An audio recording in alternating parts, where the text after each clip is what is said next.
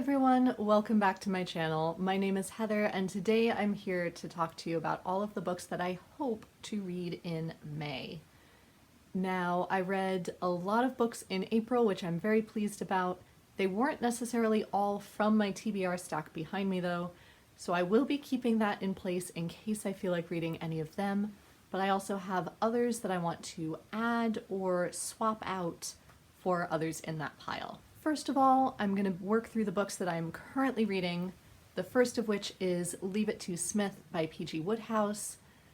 It's been a rough week, and this was the only book on my TBR that called to me that wasn't going to give me further anxiety.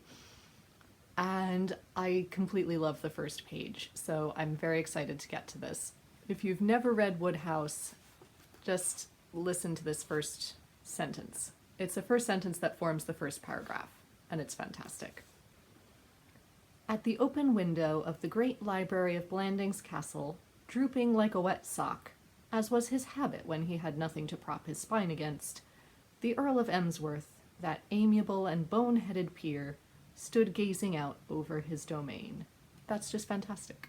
I am also starting to plan my content for Jane Austen July, and one of the books I will be reading to help me form an argument for one of those videos is Fashionable Goodness, Christianity in Jane Austen's England by Brenda S. Cox.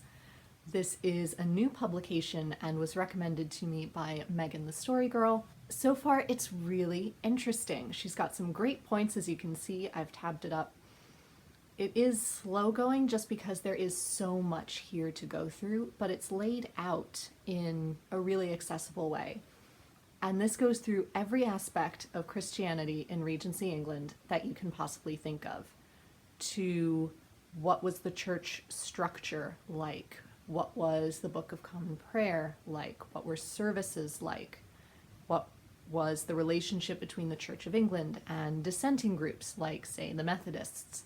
What was a clergyman's role in the community? What was his wife's role in the community? What would his education have been like? As well as exploring clergyman characters in Austen's novels and how they do and don't line up with customs and prejudices of the time. Once I finish that one, however, I have one other book to go through for that research, which is Jane Austen and the Clergy by Irene Collins. I would assume this is in a similar vein. This was recommended to me by Marissa at Blatantly Bookish, so I will run through this one as well and see if it gives me new or different insights as well. Then there is one book that I think I would like to swap out. I have A Desperate Fortune by Susanna Kearsley on my stack, but it's not calling to me, it's not sitting well with me right now. But Susanna Kearsley is usually light and gripping historical fiction, so I think I might swap it out for The Firebird, which I know has shown up on several of my TBRs. Maybe I'll get to it this time. It is the second book in her Scottish series, so I can't say too much about it. I honestly don't want to read too much about it either. I just want to dive in and see where it goes.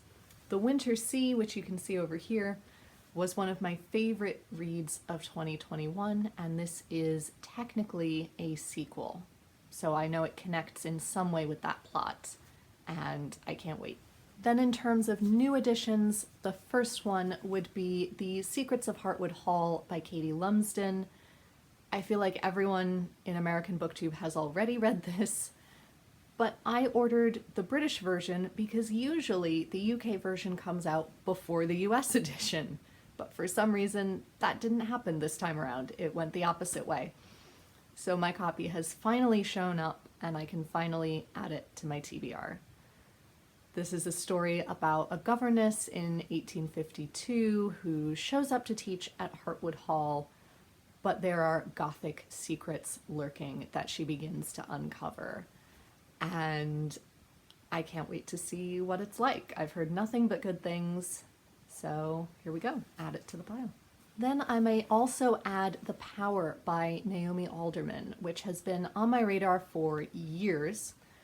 I've heard mixed reviews of it. Some people really loved it, some people really disliked it. I don't know. I read Disobedience back in 2018 and I loved that one, but that one is so very different from this book as well that it could go either way for me. This one is about, I don't know if you would call it an epidemic, but suddenly young women start having the ability to conduct electricity through their hands.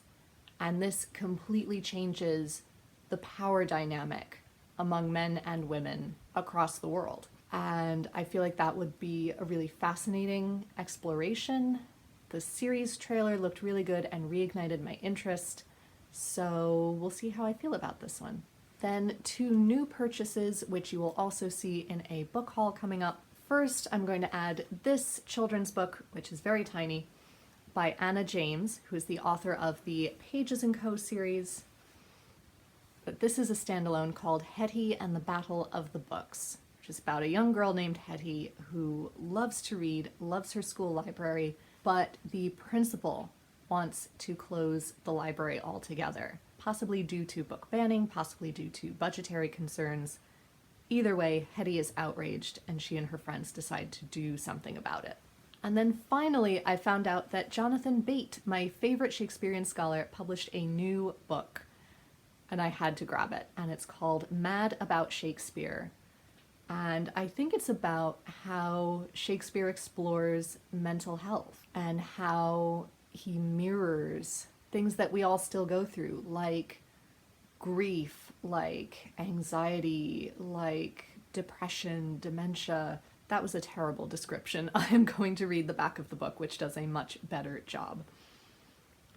How does one survive the death of a loved one, the mess of war, the experience of being schooled, of falling in love, of growing old, of losing your mind? Shakespeare's world is permeated with the same tragedies, the same existential questions and domestic worries as our own.